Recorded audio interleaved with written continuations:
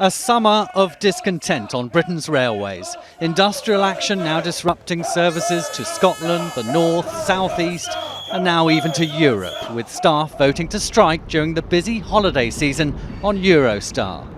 It will be very inconvenient and the worst possible time for people and families, especially if you've got young children going with you. Fingers crossed I'm not affected going over to France or coming back next week. On average, 28,000 passengers use the Eurostar every day, but the RMT has announced walkouts for this weekend and the August bank holiday. That's on top of action on the Virgin Trains East Coast main line, affecting 56,000 daily travellers, and this week's disruption to Southern Railway services, now suspended for the next 2 days, but used daily by 300,000 people. It's passengers who'll pay the price. Commuters protested outside the Department of Transport this evening, fed up with spending good money on poor service.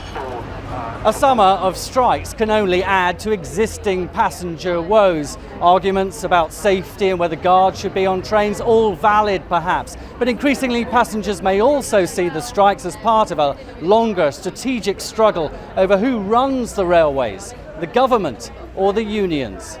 New trains able to be operated by fewer staff. The union says it's the government's agenda to force firms to use modern fleets, cutting jobs on the railways down the line. It's curiously ironic that on a day that the government is announcing a huge investment programme in the railways with better services and better trains, that the unions are calling more strike action against progress and against moving forward and against modernising the passenger experience. It's simply not good enough.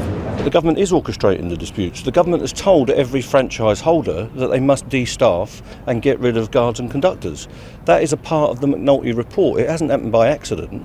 So every time there is new rolling stock on the railway, they insist that guards must be removed. So that is an agenda that's not being pursued by us. And so a timetable of summer strikes and an increasingly heated political dispute.